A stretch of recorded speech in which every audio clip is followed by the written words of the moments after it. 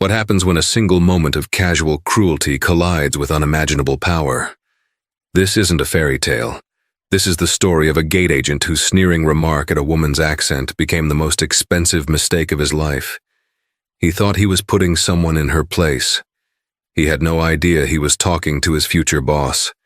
He chose to mock her voice, unaware that her mind had already built an empire.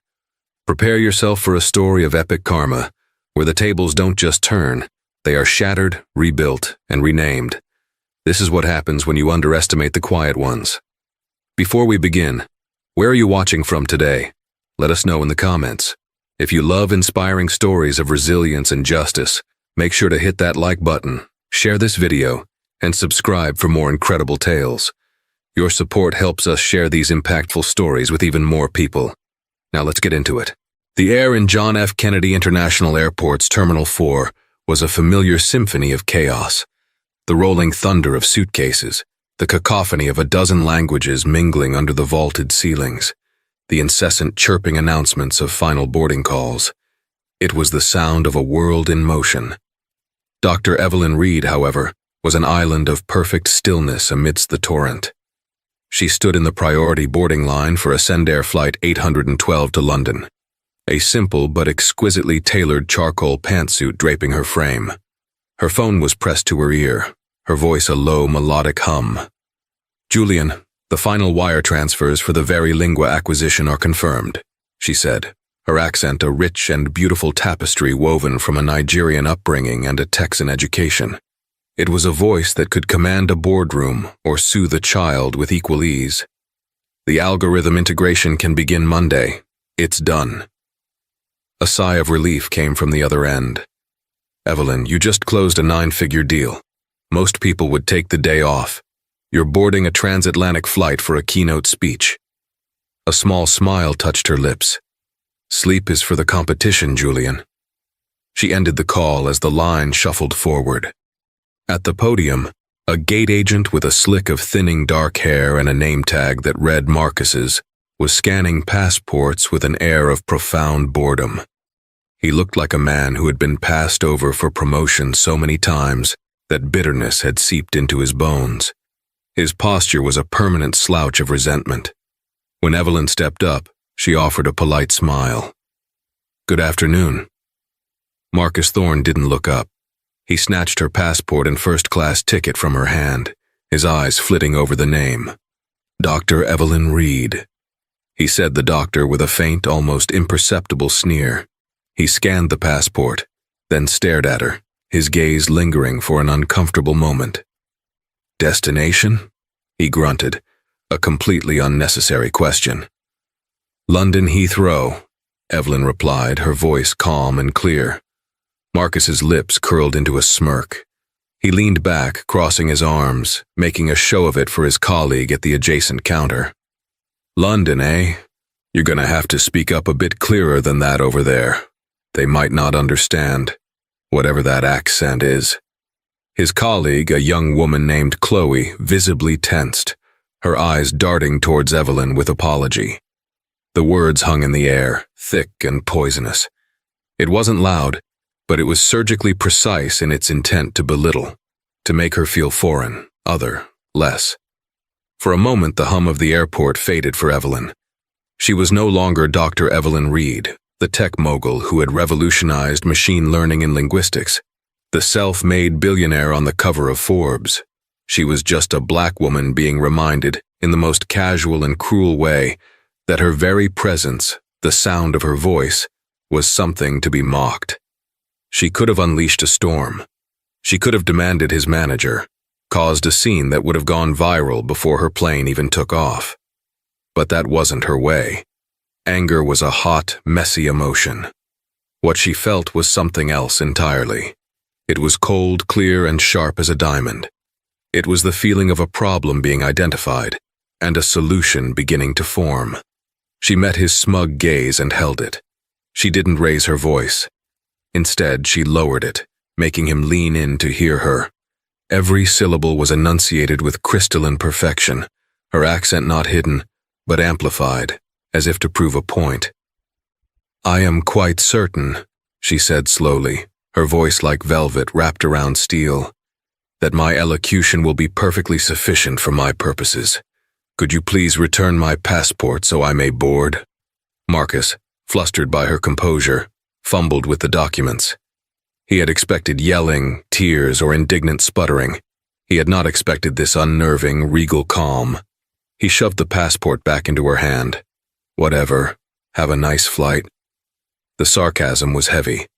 As Evelyn walked down the jet bridge, the insult wasn't echoing in her ears, it was crystallizing in her mind. It wasn't just about Marcus. Marcus was a symptom.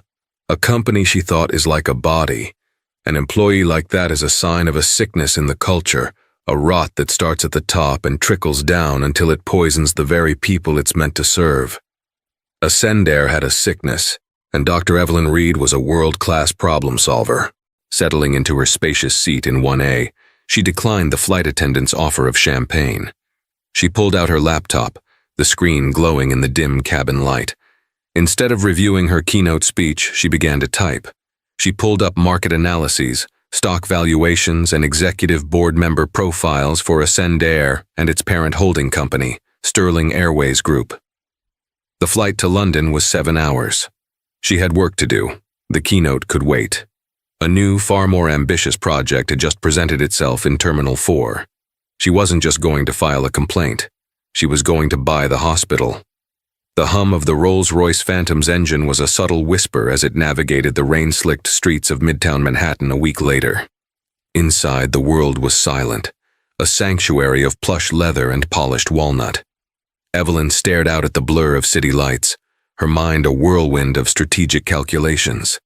The keynote in London had been a resounding success, but it felt like a distant memory, a prelude to the real main act. Across from her sat Julian Croft, a man whose silver hair and impeccably tailored Savile Row suit spoke of old money and an even older wisdom. He had been her father's friend and after her parents' passing, had become her mentor, her financial consigliere, and the closest thing she had to family. He was the one who had guided her first seed investment in Verilingua, the company she built from a doctoral thesis into a global tech behemoth. He held a tablet, swiping through the preliminary dossier Evelyn's team had compiled. His brow was furrowed in a mixture of awe and concern. "Evelyn, let me be sure I understand this," he said, his voice a low baritone. "A gate agent was rude to you, and in response you want to initiate a hostile takeover of a $30 billion aviation conglomerate." "He wasn't just rude, Julian. He was a data point," Evelyn corrected, her gaze unwavering. "He was a symptom of a systemic cultural failure. I've had my team run a sentiment analysis on Ascendair's social media mentions for the past 18 months. The data is appalling. Complaints of discrimination, lost baggage, abysmal customer service. It's a death by 1,000 cuts. The company is arrogant, inefficient, and bleeding market share to more innovative carriers. That gate agent didn't insult me. He handed me a business opportunity." Julian sighed, setting the tablet down. "I don't doubt your analysis. Ascendair is a lumbering dinosaur. Its CEO, Richard Sterling, inherited the position and has been running it on fumes and nostalgia for 30 years. Their pension liabilities are a time bomb, and their fleet is aging. It's ripe for a fall. But a hostile takeover, it's brutal, bloody, and public. Your name, your reputation, will be just fine," she finished for him. "We won't do this under my name. Not at first." She leaned forward, her eyes alight with the same fire Julian had seen when she was a 20-year-old prodigy mapping out her first lines of code. "We'll create a new investment vehicle. A shell corporation. Something unassuming. Phoenix Horizon Capital," she said, the name rolling off her tongue as if she'd been planning it for months. "We'll start by quietly acquiring a significant minority stake on the open market. Then, we find the pressure points. We identify the disillusioned major shareholders, the pension funds tired of Sterling's empty promises, the hedge funds looking to shake things up. We offer them a better vision." Julian listened, his initial skepticism slowly giving way to the familiar thrill he always felt when Evelyn outlined one of her audacious plans. She didn't just see the chessboard. She saw every possible move 10 steps ahead. "You'll need a public face for the takeover bid," he mused. "Someone to be the wolf at the door while you remain in the shadows." "I already have someone in mind," Evelyn said. "Annabella Cortez. You remember her? She ran that aggressive activist campaign against Omnicorp last year. She's brilliant, relentless, and has a reputation for gutting complacent management." Julian's eyebrows shot up. "Cortez? She's a shark, Evelyn. She takes no prisoners." "Sterling Airways Group needs a shark," Evelyn replied coolly. "Once she's cleared the forest of its dead wood, I'll step in to plant the new garden." For the next 2 hours, as the car circled the city, they sketched out the blueprint for one of the most audacious corporate raids Wall Street would ever see. It was a multi-pronged attack. Phoenix Horizon Capital would begin its stock acquisition immediately and discreetly.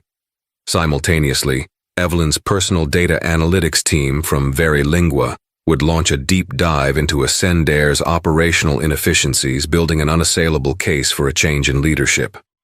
Annabella Cortez would be brought in under a veil of secrecy, armed with a war chest and a mandate to rally shareholder discontent. The plan was brilliant in its complexity and ruthless in its efficiency. It weaponized Evelyn's greatest assets, her immense capital, her unparalleled understanding of data, and her cold, calculated patience. As the car finally pulled up to her penthouse apartment overlooking Central Park, Julian turned to her, a rare, genuine smile on his face. "You know, for a moment I thought this was about revenge," he said. Evelyn paused with her hand on the door. She looked back at the man who was like a father to her, her expression unreadable. "Revenge is a fleeting, emotional indulgence, Julian," she said. "This is about building a legacy. It's about taking something broken and making it excellent. But that doesn't mean I've forgotten the man who showed me just how broken it was. Every revolution needs a catalyst. He was mine." She stepped out of the car and into the night, no longer just a passenger, but the architect of an impending storm that was about to break over the unsuspecting world of Ascendair. The next 3 months were a masterclass in corporate warfare, conducted from the shadows. To the outside world, Dr. Evelyn Reed was a tech visionary, gracing the cover of Wired magazine, delivering lectures on the future of AI, and finalizing the integration of her latest acquisition. She was visible, celebrated, and completely disconnected from the storm brewing around Sterling Airways Group. Behind the scenes, she was the ghost in the machine. Phoenix Horizon Capital, the entity she funded, moved with the silence and speed of a predator. It bought shares in Sterling Airways Group through a web of brokers and smaller funds, never acquiring enough in one block to trigger SEC alerts. It was a slow, methodical accumulation of power, a financial python coiling around its prey. By the end of the first month, they held 4.9% of the company, just shy of the 5% threshold that would require public disclosure. Meanwhile, Richard Sterling, the silver-haired third-generation CEO of Sterling Airways, remained blissfully ignorant.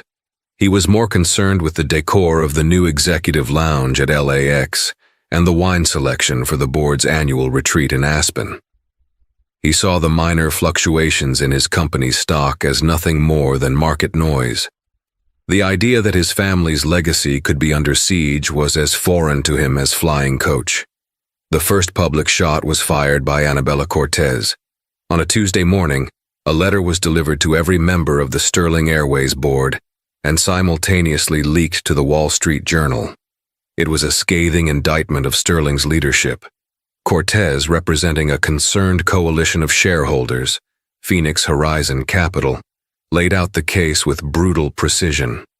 She detailed the declining on-time performance, the rock-bottom customer satisfaction scores, the bloated executive salaries, and the critical failure to invest in a modern, fuel-efficient fleet. The letter was a bombshell. Sterling Airways stock wobbled. Richard Sterling called an emergency press conference. Standing before a backdrop of Ascendair logos, he dismissed Cortez as a corporate raider and a vulture, insisting that Ascendair was a beloved American institution built on a tradition of excellence. We will not be bullied by Wall Street sharks who don't understand our business or our values, he thundered, his face a florid red.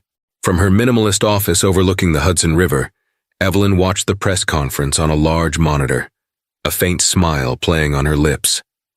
He's using the exact language we predicted he would, she murmured to Julian over a secure video link. Arrogant, defensive, and appealing to a past that no longer exists. He's a relic. Now, the second phase began. Cortez launched a proxy fight, a battle to win the votes of other shareholders to overthrow the current management. This was where Evelyn's real power came into play. Her data team at Verilingua had built detailed psychological and financial profiles of every major institutional investor. They knew which pension fund managers were under pressure to show better returns. They knew which hedge funds had a history of backing activist investors. They knew who was loyal to Sterling and who was simply waiting for a better offer. Annabella Cortez went to war armed with Evelyn's data. She didn't just offer investors a chance at higher profits. She offered them a detailed, data-driven vision for a revitalized airline. A plan drafted by Evelyn herself that involved a multi-billion-dollar fleet upgrade, a complete overhaul of the ticketing and logistics software using Verilingua's AI, and the implementation of a revolutionary data-centric customer service model. The battle raged for weeks. The financial press was in a frenzy. Sterling used his connections, calling in favors, trying to paint Cortez and her mysterious backers as foreign agents trying to destroy an American icon. But he was fighting a modern war with outdated weapons. He offered platitudes and promises. Cortez offered a meticulously researched 20-page blueprint for profitability and innovation.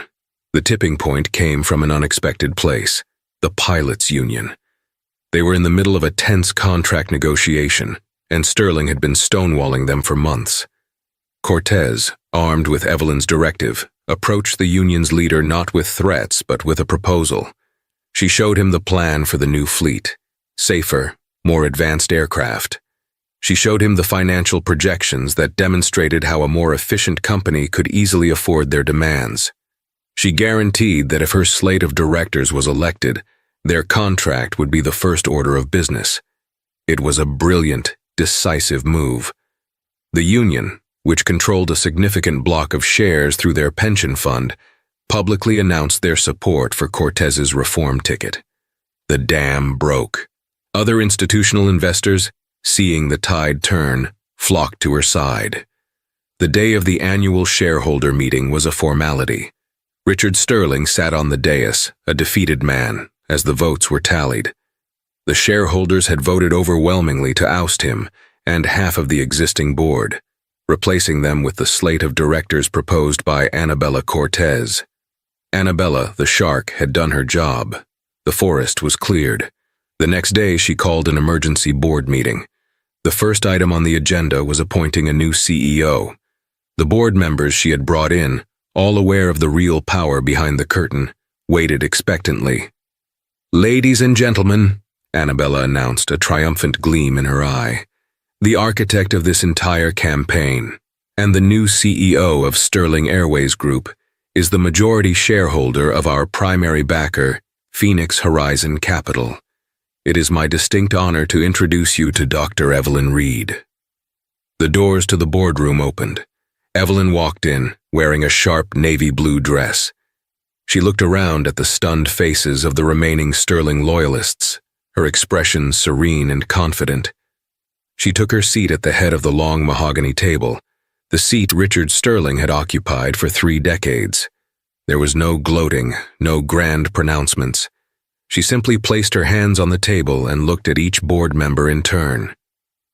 "Good morning," she said, her voice that same melodic, accented voice filling the silent room. "Let's get to work." The first 30 days of Evelyn Reed's tenure were a corporate blitzkrieg. The old guard at Sterling Airways headquarters, accustomed to Richard Sterling's leisurely pace and 3 martini lunches, were suddenly caught in a hurricane of change. Memos became obsolete, replaced by real-time project management software. Meetings that once meandered for hours were now ruthlessly efficient, data-driven, and concluded with clear action items. Evelyn was not a remote, untouchable CEO. She was a presence. She walked the floors, from the marketing department to the operations center, asking pointed questions and listening, truly listening, to the answers. She ate in the employee cafeteria, sitting with baggage handlers and flight schedulers, her notebook always open. She was mapping the company's nervous system, identifying every point of pain, every inefficiency, every pocket of untapped potential.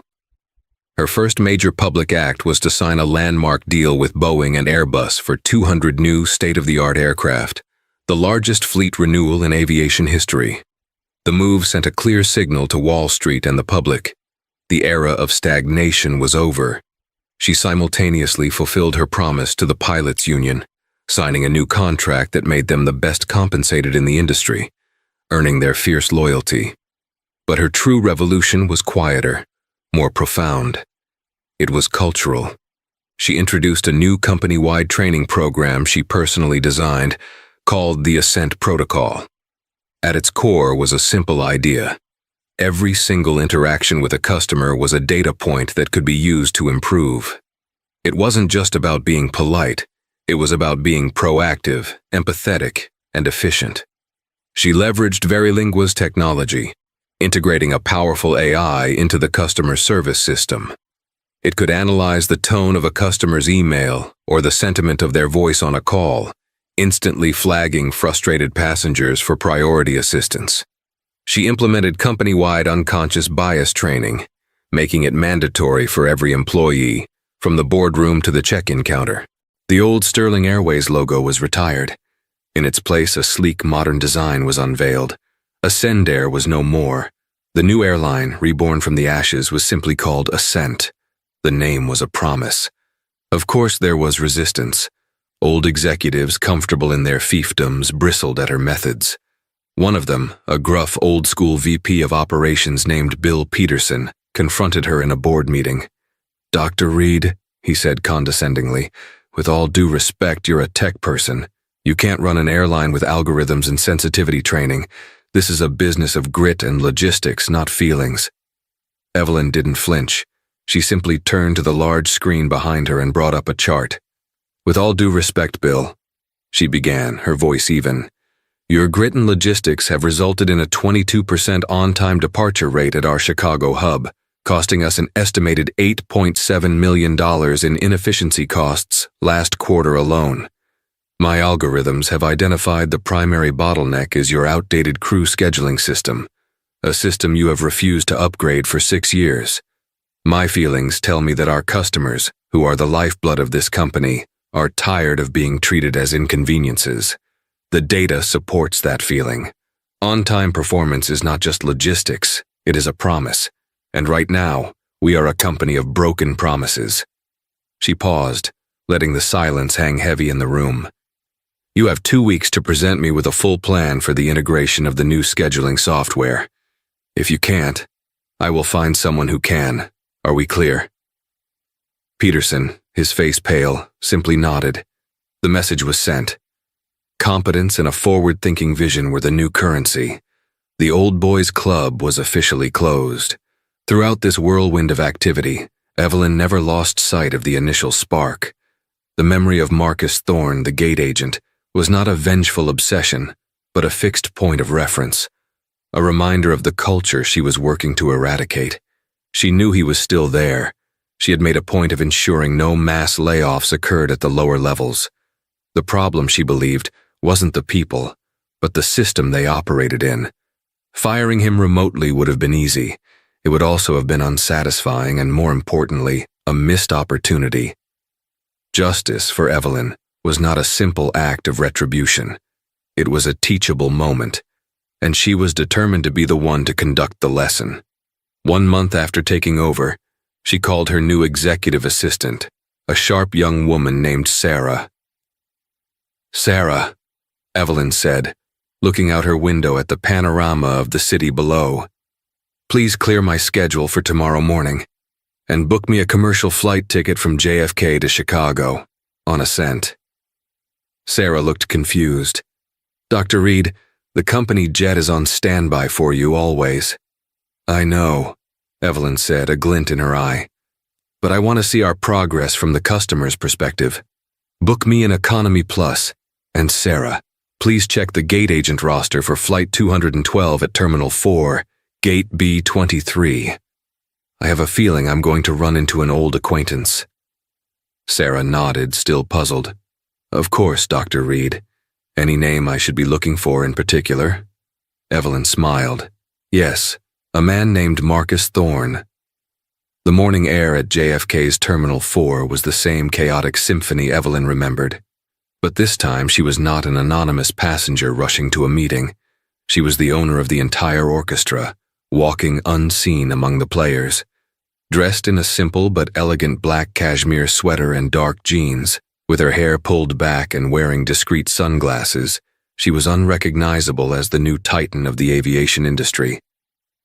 She walked towards Gate B23. Her heart wasn't pounding with anger or nervousness, but with a calm, focused sense of purpose. This was not an emotional confrontation. It was the final, deliberate move in a perfectly executed game of chess. And there he was, Marcus Thorne. He looked exactly the same thinning hair, the same resentful slouch, the same name tag pinned crookedly on his uniform. The only difference was that the logo on his vest was the new sleek Ascent emblem. He was a piece of the old, rotten machinery housed in a new, shiny casing. He was scanning boarding passes with the same air of bored contempt, oblivious to the fact that his universe was about to be turned inside out. Evelyn joined the back of the economy line, patiently waiting her turn. She watched him interact with other passengers. He was short with an elderly couple who didn't understand the new boarding zones. He rolled his eyes at a young mother struggling with a stroller.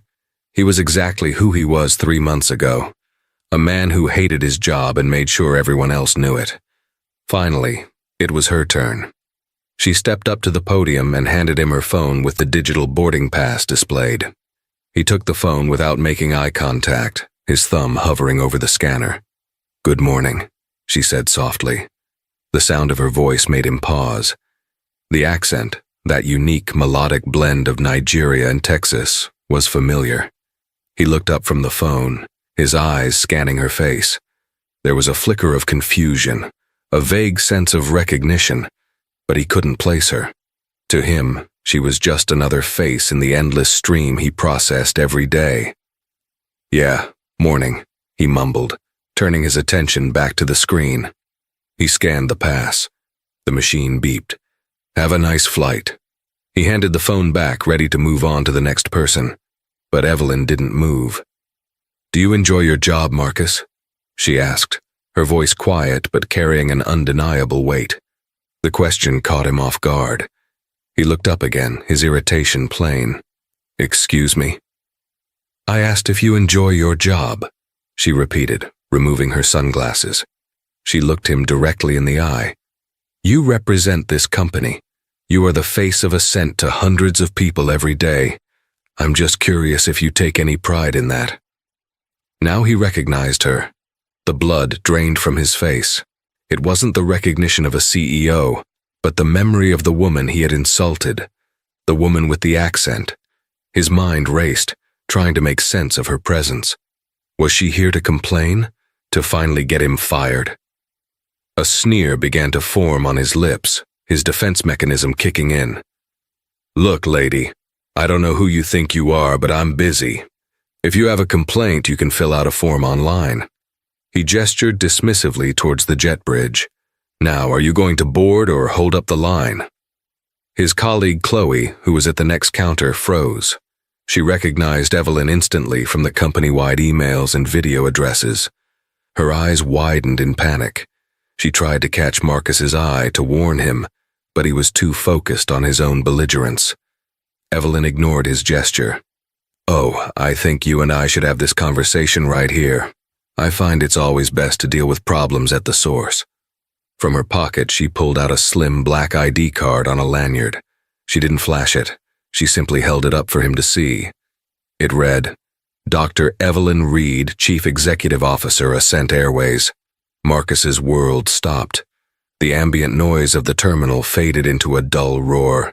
The letters on the card seemed to rearrange themselves, spelling out his doom. He stared at her face, then at the card, then back at her face. The smug, condescending woman from 3 months ago. The woman whose voice he had mocked. It was impossible. A joke. A nightmare. His mouth opened, but no sound came out. His face, which had been pale, was now turning a blotchy red. "The form you suggested I fill out online," Evelyn continued, her voice as calm and precise as a surgeon's scalpel. "I decided against it. I felt a more comprehensive approach was necessary, so I bought the company." Chloe let out a small gasp. The passengers closest to the counter began to whisper, their phones subtly rising to record the unfolding drama. "You see, Marcus," Evelyn said, taking a step closer, "you taught me a valuable lesson that day. You taught me that a company's culture is defined not by the mission statement hanging in the boardroom, but by the worst behavior it is willing to tolerate at its front lines. Your casual cruelty was a symptom of a corporate sickness. I decided the only way to cure the disease was to own the patient." She gestured around the newly rebranded gate area. "All of this, the new planes, the new uniforms, the new training protocols, it all started right here, with you. You were the catalyst for the most significant transformation in this company's history. In a way, I should thank you." Marcus was trembling, his eyes wide with sheer terror. Dr. Reed, I am so sorry. I had no idea. It was a bad day. A bad day?" Evelyn interrupted, her voice losing its softness and gaining an edge of ice. "Do you think your disrespect is reserved for me? I've been watching you for 10 minutes. The elderly couple, the young mother, you treat everyone with the same contempt, because you feel small and your only power comes from making others feel smaller. That is not a bad day. That is a defect of character, and it is no longer a defect my company can afford." She turned to Chloe, whose face was ashen. "Chloe, please step in and take over boarding for this flight." Chloe nodded, practically leaping to the podium. Evelyn turned back to Marcus. His professional life was flashing before his eyes. He saw his mortgage, his car payments, the life he had built, all balanced on the head of a pin. "I'm not a monster, Marcus," she said. "I believe in second chances, but they must be earned. Your employment with Ascent Airways is terminated, effective immediately. Your final paycheck will be mailed to you." He finally found his voice, a desperate, cracking whisper. Please don't do this. I have a family. It was just a joke." "My accent is not a joke," Evelyn replied, her voice low and final. "My heritage is not a joke, and the respect that is owed to every single person who chooses to fly with us, regardless of where they come from or how they speak, is certainly not a joke. You are not being fired for what you said to me. You're being fired for who you are, and who you are is not compatible with the future of this airline." She held his gaze for one last moment, then turned without another word and walked down the jet bridge, leaving behind a man utterly broken, a cautionary tale whispered through the terminal, and the palpable silence of a lesson brutally and publicly taught. For Marcus Thorne, getting fired was only the beginning of his freefall. He had imagined that finding another airline job would be simple. He had 15 years of experience after all. He was wrong. The story of his spectacular termination, complete with shaky cell phone footage, had become an industry legend overnight. No airline wanted to hire the gate agent who had inadvertently provoked a multi-billion-dollar corporate takeover. His name was blacklisted. His severance pay ran out quickly. The mortgage payments became impossible. First, they repossessed the car. Then the foreclosure notice arrived on the door of his suburban home. His wife, who had long grown tired of his bitterness and negativity, saw this as the final straw. She packed her bags and left, taking their 2 children to live with her sister in another state. Within 6 months, Marcus had lost his job, his car, his house, and his family. He was a man adrift, stripped of everything that had defined him. He ended up in a cramped, run-down apartment in a part of the city he used to mock. The only work he could find was with a third-party janitorial contractor that serviced airports. The irony was a bitter pill he had to swallow every single night. He was now one of the invisible people he had never deigned to notice before, the overnight cleaning crew at JFK. His new uniform was a drab gray jumpsuit. His new job was to clean the bathrooms, empty the trash cans, and mop the floors of the very terminals where he once wielded his petty power. He often worked in Terminal 4, at the gates operated by Ascent. He would see the new, motivated gate agents, people who had been through Evelyn Reed's rigorous training, treating passengers with a respect and efficiency he had never bothered to learn. He would see the gleaming new Ascent planes taking off and feel a pang of something he couldn't name, a mixture of regret, envy, and a profound sense of loss. The hardest part was the silence. No one knew who he was. No one cared. He was just part of the background hum of the airport. His crew was a diverse group of immigrants from Central America, the Caribbean, and West Africa. They spoke to each other in Spanish and Creole and Yoruba, their laughter echoing in the empty halls. At first, Marcus kept to himself, stewing in his silent misery. He felt superior to them, a fallen king among peasants. But the nightly grind wore away at his arrogance. His supervisor was a stern but fair Haitian man named Jean-Pierre, who had no patience for self-pity. One night, as Marcus was sullenly mopping a spill, Jean-Pierre stopped him. "You clean with anger," Jean-Pierre said, his accent thick and melodic. "The floor does not care about your anger. It only cares if it is clean." Marcus scoffed. "What would you know about it?" Jean-Pierre looked at him, his eyes holding a deep, weary wisdom. "I know that I was a professor of literature in Port-au-Prince. I know that I lost my home, my library, my students in the earthquake. I know that I came here with nothing. I clean floors to send money to my daughter in medical school. Now I ask you, what is your anger about? A hurt pride, a lost job? Your suffering is a luxury, my friend."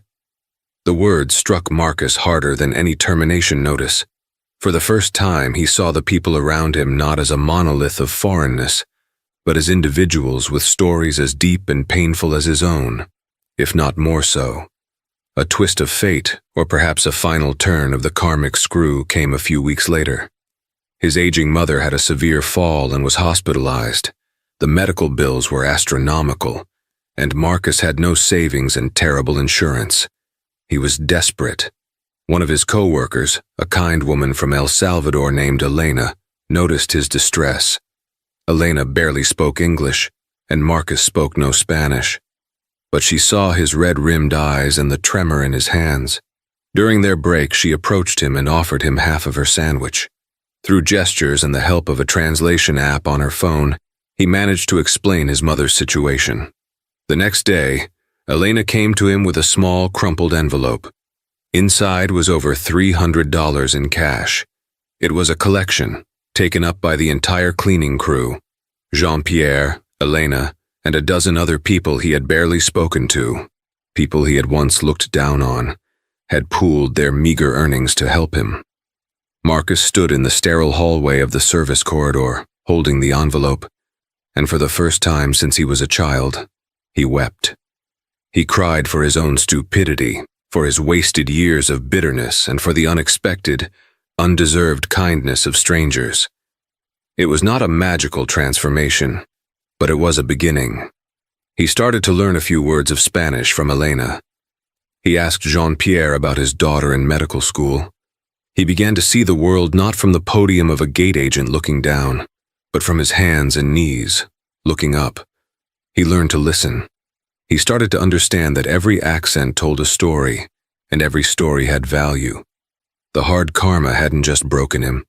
It was forcing him to rebuild himself into something better.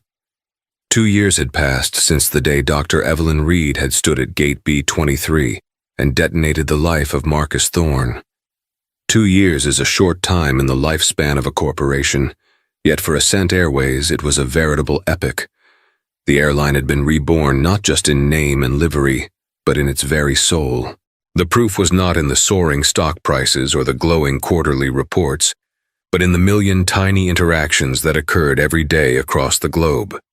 It was in the calm voice of an Ascent gate agent in Denver, patiently guiding a frantic non-English-speaking family to their connecting flight, using a company-issued translation tablet.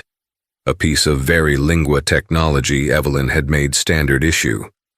It was in the flight attendant on a red-eye to San Francisco, who noticed a young passenger was a nervous flyer, and quietly spent 10 minutes explaining the mechanics of flight and the sounds of the aircraft, turning fear into fascination.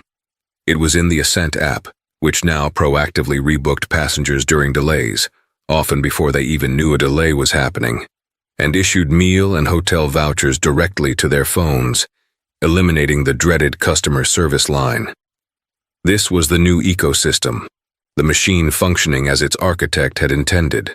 And at the heart of that machine, in the gleaming state-of-the-art global operations center known as the Apex, Evelyn Reed was conducting her orchestra. The Apex was a cathedral of data. A curved wall of monitors 3 stories high displayed a constellation of information: global weather patterns, flight paths, crew scheduling, fuel loads, and a real-time sentiment analysis feed that glowed green with customer satisfaction. Tonight, a blizzard was hammering Chicago, threatening to snarl the entire national airspace. Evelyn stood at the central command console, flanked by Julian Croft, who was visiting for the week, and Bill Peterson, the once skeptical VP of operations. Peterson, now a fervent convert to Evelyn's methods, pointed at a swirling vortex of red and purple on the weather map. "The storm is intensifying faster than projected," Peterson said, his voice tight with concern but free of panic. "O'Hare is going to shut down all ground operations within the hour. We have 17 aircraft inbound, another 12 scheduled to depart." In the old Ascendair days, this would have been a cascading failure.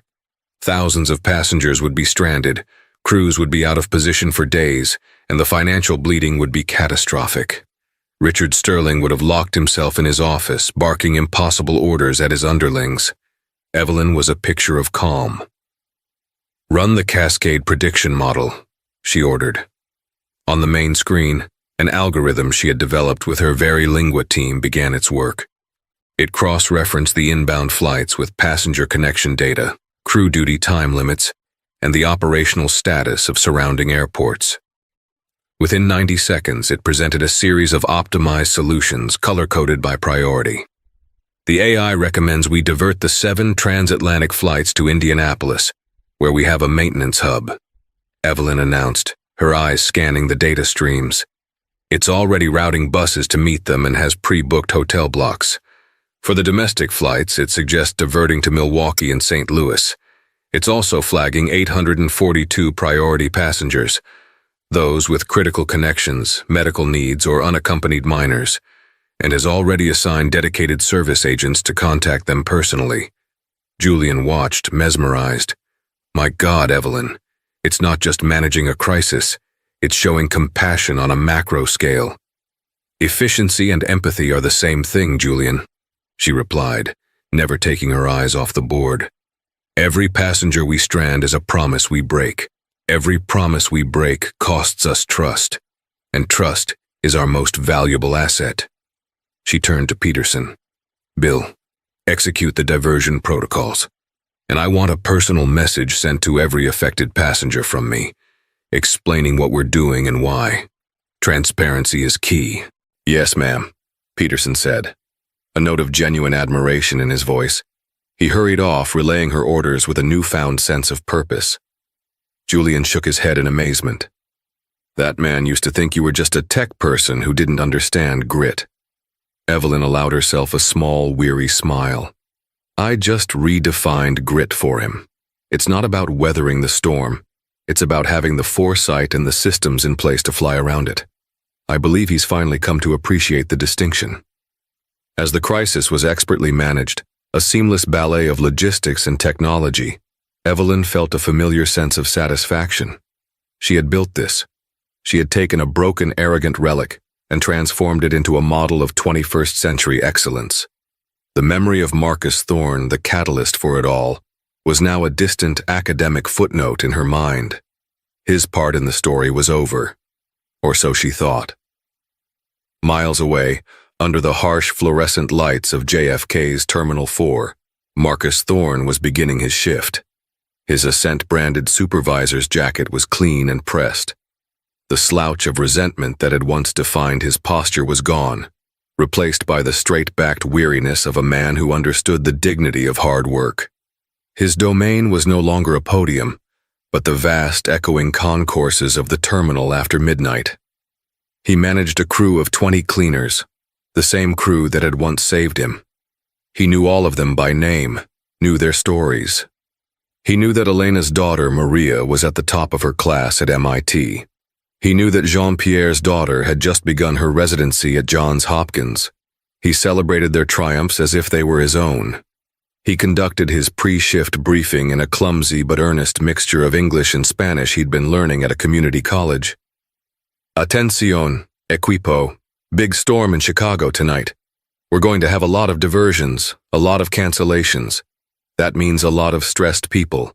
Be patient, be kind. Show them what this airport can be. Comprenden?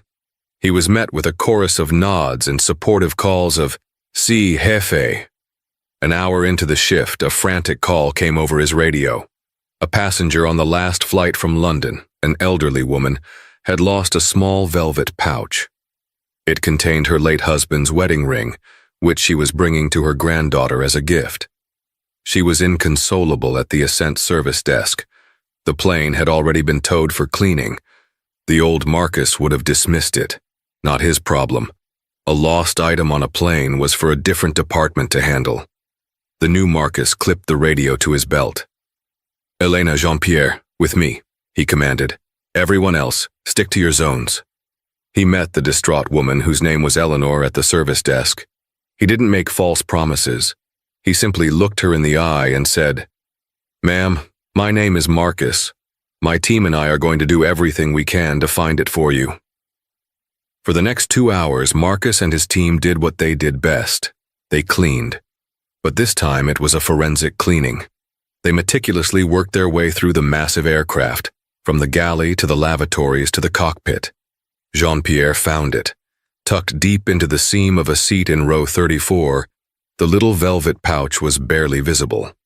When Marcus returned the ring to Eleanor, her tearful gratitude was more fulfilling than any first-class upgrade he had ever received in his old life. As she was finally escorted away by an ascent agent, happy and relieved, Jean-Pierre clapped him on the shoulder. "You have become a good man, Marcus," the former professor said simply. Marcus looked out through the great glass windows of the terminal at the blinking lights of the planes. He had lost everything he thought was important: a title, a house, a sense of superiority, and in its place, he had found something he never knew he was missing: a purpose. He had once been a gatekeeper, delighting in his power to say no. Now he was a caretaker, finding quiet joy in his ability to help. The Ascent Foundation's annual Future of Flight Gala was the crowning event of Evelyn's year. It was held in a stunning event space in a new skyscraper, with panoramic views of the city. The foundation had, in 2 short years, become one of the most significant philanthropic forces in the STEM world, fully funding the education of hundreds of brilliant, underprivileged students. Evelyn, looking regal in a deep sapphire gown, mingled with politicians, artists, and fellow titans of industry. But her focus was on the students, the real reason they were all there. The keynote speaker for the evening was not a celebrity or a politician. It was the recipient of the Foundation's very first Infinity Scholarship, a full-ride grant for a student who had shown exceptional promise in the face of overwhelming adversity. It was Maria, Elena's daughter. When Maria stepped up to the podium, a hush fell over the room. She was poised, confident, and her eyes shone with an intelligence that lit up the room. Evelyn watched from the head table, a proud smile on her face. "Good evening," Maria began, her voice clear and strong. "Dr. Reed, Mr. Croft, honored guests. I am often asked what this scholarship means to me. It means I get to study aerospace engineering. It means I can pursue my dream of designing the sustainable aircraft of the future. But that is not the whole story." She paused, taking a breath. "To understand what this means, you have to understand my mother, Elena. For 20 years, she has worked the night shift, cleaning the floors of airports so that I could have a better life. Her work is hard, often thankless, and for a long time, it was invisible. She worked for contractors who treated their employees as disposable. Evelyn felt a knot tighten in her stomach, a vague premonition forming in her mind. But 2 years ago, Maria continued, her voice swelling with emotion, something changed. A new company took over the airline my mother's contractor serviced. This new company, Ascent, had a new philosophy. They demanded that their contractors provide better pay, better benefits, and a safe, respectful working environment for their employees. Suddenly, my mother wasn't invisible anymore. She was treated with dignity. Evelyn's gaze locked with Julian's across the table. His eyes were wide. Her new supervisor, Maria said, her voice catching, is a man who is learning Spanish so he can communicate better with his crew. A man who, when my grandmother was sick, helped my mother organize a collection to cover the medical bills. A man who taught her that no job is small when it is done with pride. The culture of excellence Dr. Reed built didn't just stay in the corporate offices. It reached all the way down to the people who mop the floors. That culture of respect gave my mother the peace of mind and the support she needed, which allowed me to focus on my studies and get here tonight. Tears were now streaming down Maria's face. So when you ask me what this scholarship means, it is the end of a story that started with my mother's tired hands and the kindness of her supervisor. It is the proof that when you create a system built on dignity, the ripples of that good work can change the world in ways you can't even imagine. Thank you, Dr. Reed. You didn't just give me an education, you honored my mother. The room erupted in a thunderous, sustained standing ovation. Evelyn remained seated for a moment, stunned, the applause a distant roar. The intricate, interconnected web of it all was suddenly laid bare before her. Her cold, calculated act of corporate warfare, born from a moment of casual cruelty, had produced this. It hadn't just punished a guilty man. It had inadvertently created the very conditions for his redemption. And that redemption, in turn, had nurtured the family of this brilliant young woman who now stood before them, a symbol of a boundless future. Later, as the gala wound down, Evelyn stood by the floor-to-ceiling windows looking out at the city. Far in the distance, she could see the blinking lights of a plane descending towards JFK. An Ascent plane, a vessel full of people, stories, and accents, all moving under a banner she had created. Her act of firing Marcus Thorne was not an end. It was a beginning. It was the felling of a single rotten tree that allowed the sunlight to finally reach the forest floor, letting 1,000 new things grow. The view from the top was breathtaking, but the true, profound victory she now understood was in the health and vitality of the entire ecosystem below. The ascent had never just been for her, it was for everyone. This story isn't just about a satisfying moment of karma. It's a powerful reminder that the true nature of power isn't the ability to punish, but the wisdom to rebuild.